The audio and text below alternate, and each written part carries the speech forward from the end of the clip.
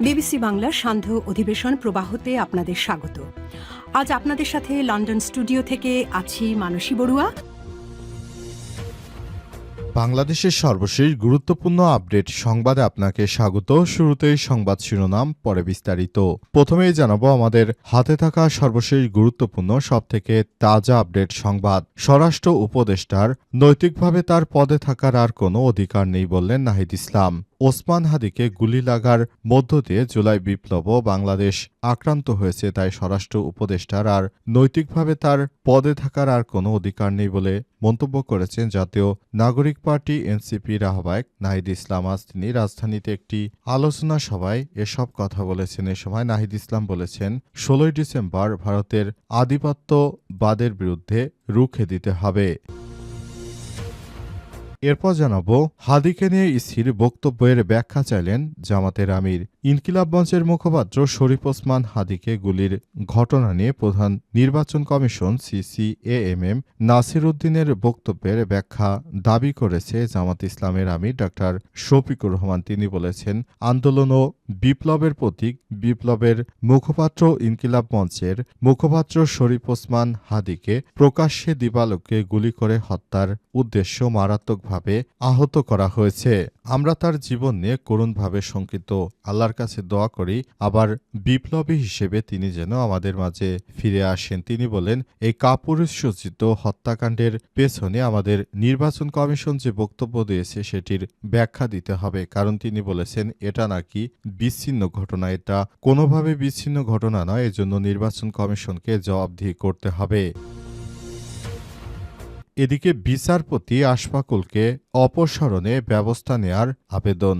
Supreme কোর্টের appeal বিভাগের বিচারপতি মোহাম্মদ আশফাকুল ইসলামের বিরুদ্ধে বিভিন্ন অনিয়মের অভিযোগ এনে তাকে অপসারণে প্রয়োজনীয় ব্যবস্থা নিতে আবেদন করেছে দেশের দুইজন বিশিষ্ট নাগরিক। তারা হলেন আবু জাফর মোহাম্মদ আনারুল সাদাত ও মোহাম্মদ জাকির হুসাইন। এবারে জানাবো, রাজনৈতিক গুরুত্বপূর্ণ ব্যক্তি এবং প্রার্থীদের আগ্নেয়াস্ত্রের লাইসেন্স দিতে সরকারের নীতিমালা জারি। রাজনৈতিক গুরুত্বপূর্ণ ব্যক্তি এবং জাতীয় সংসদ সদস্য প্রার্থীদের অনুকূলে আগ্নেয়াস্ত্রের লাইসেন্স এবং রিটেইনার নিয়োগ নীতিমালা ২০২৫ প্রণয়ন ও জারি করেছে সরকার। আজ রাজনৈতিক চার অধিশাখা হতে এক প্রজ্ঞাপন মূলে এই নীতিমালা জারি করা হয়। এতে স্বাক্ষর করেছে স্বরাষ্ট্র মন্ত্রণালয়ের সিনিয়র সচিব নাসিমুল গনি। এবং সর্বশেষ জানাবো, প্রার্থীকে গুলি করা বিচ্ছিন্ন কোনো ঘটনা নয়, পরিকল্পিত প্যাকেজের প্রোগ্রামের অংশ বললেন জামাতের সেক্রেটারি জেনারেল অধ্যাপক মিয়া গোলাম পরোয়ার। বাংলাদেশ জামাত ইসলামের সেক্রেটারি অধ্যাপক মিয়া গোলাম পরোয়ার বলেছেন, যারা এই ধরনের কর্মকাণ্ড করছে তাদেরকে আমরা কোনোভাবেই ছাড় দেব না। আমরা ছাড় দিতে পারি না, কারণ তারা যেটা করেছে সেটা পরিকল্পিতভাবে হত্যাকাণ্ডের মতো একটি ঘটনা। এটা বিচ্ছিন্ন কোনো ঘটনা হতে পারে না। প্রিয় দর্শক, এতক্ষণ শুনছিলেন সংবাদ শিরোনাম, এবারে বিস্তারিত। তবে তার আগে বন্ধুরা অনুরোধ থাকবে, এই সংবাদটিতে একটি লাইক দিন। এই চ্যানেলে আপনি নতুন হয়ে থাকলে আমাদের সংবাদটি দেখতে দেখতে চ্যানেলটি সাবস্ক্রাইব করে রাখুন। কমেন্ট করে বন্ধুরা আপনার মূল্যবান মতামত জানিয়ে দিন আপনি বিশ্বের কোন দেশ থেকে বা বাংলাদেশের কোন স্থান থেকে আমাদের সংবাদটি দেখছেন এবং শুনছেন। আর বন্ধুরা, গাজা যুদ্ধে আপনি যদি নিরীহ ফিলিস্তিনিদের ভালোবেসে থাকেন, কমেন্টে ইয়েস লিখে বিশ্ববাসীকে জানিয়ে দিন। এবারে বিস্তারিত।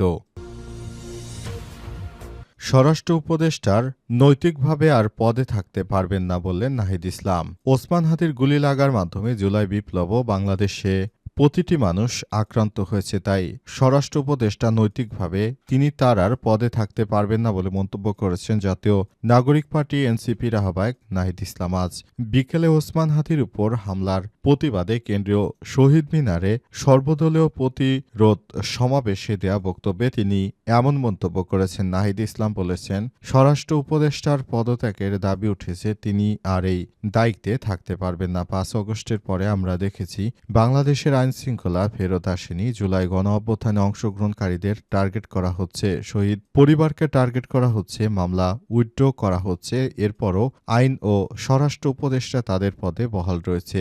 আমরা বারবার আপনাদের সতর্ক করেছি। তিনি বলেন, গত ১৬ বছরে গোয়েন্দা সংস্থা সব বিরোধীদেরকে দমন করতে ব্যবহার করা হয়েছিল।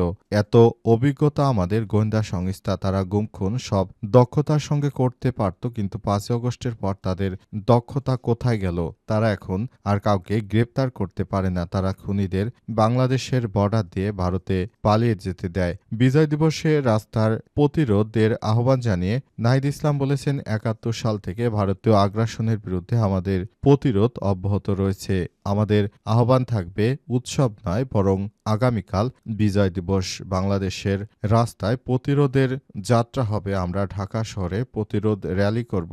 ভারত যদি মনে করে ৫ আগস্টের পরে তারা আগের মতো বাংলাদেশে রাজনৈতিকভাবে হস্তক্ষেপ করবে, নির্বাচনে কারসাজি করবে, তাদের সে ভাবনা ভুল। আমরা সবাই মিলে ভারতের সেই ভুল ভাবনাগুলো ভেঙে দিতে চাই। কারণ ভারত মনে করেছে তারা যে ১৯৭১ সালের পর থেকে বাংলাদেশের উপর তারা যে কর্তৃত্ব খাটিয়ে এসেছে, হাসিনা ছিল তাদের সবথেকে বড় এজেন্ট। এই এজেন্টকে দিয়ে তারা যে সব কাজ করে নিয়েছে, এটি বাংলাদেশে আর কখনো হবে না। আগে বাংলাদেশের স্বার্থ, তারপর অন্য কিছু। বাংলাদেশের স্বার্থের কাছে আমরা কখনোই মাথা নত করব না এবং ভারতকে জানিয়ে দিতে চাই, তোমার লোক সংখ্যা বেশি হতে পারে, কিন্তু আমাদের বাংলাদেশিরা কাপুরুষ নয়, তারা সাহসী। আসো, তোমরা যদি চাও তাহলে বাংলাদেশকে অস্থিতিশীল করো, আমরাও তোমাদের বিভিন্ন রাজ্যকে অস্থিতিশীল করে তুলব।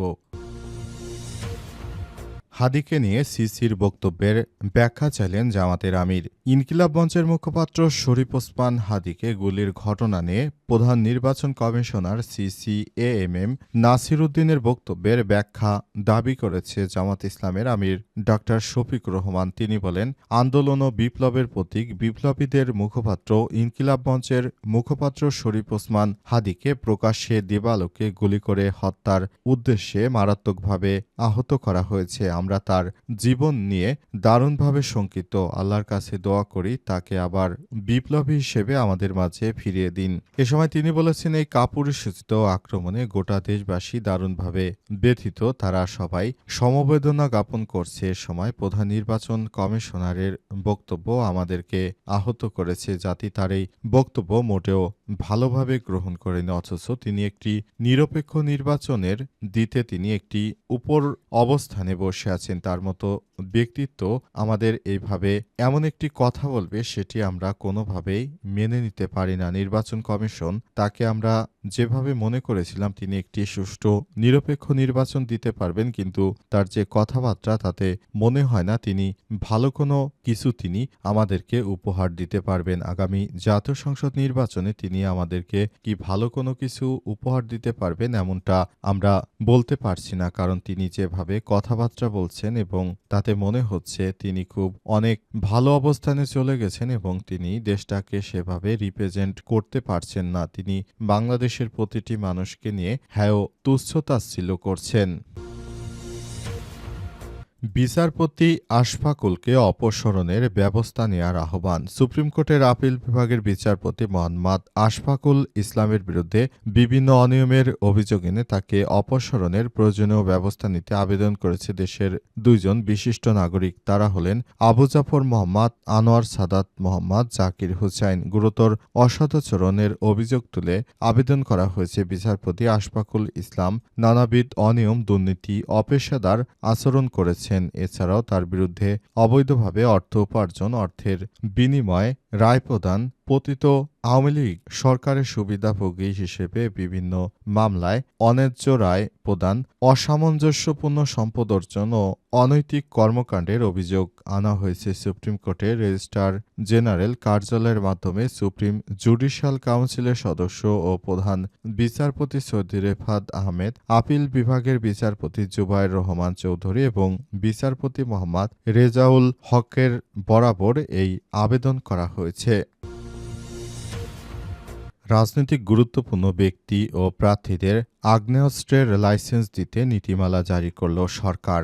এখন থেকে যারা আগামী জাতীয় সংসদ নির্বাচনে প্রার্থিতা করছে তাদেরকে আগ্নেয়াস্ত্রের লাইসেন্স দিবে সরকার। এজন্য আজ নীতিমালা জারি করা হয়েছে। এর আগে স্বরাষ্ট্র উপদেষ্টা লেফটেন্যান্ট জেনারেল জাহাঙ্গীর আলম চৌধুরী জানিয়েছেন, এবার জাতীয় সংসদ নির্বাচনে নীতিমালা অনুযায়ী বিভিন্ন ব্যক্তিকে আগ্নেয়াস্ত্র লাইসেন্স করে দেওয়ার ব্যবস্থা গ্রহণ করা হচ্ছে।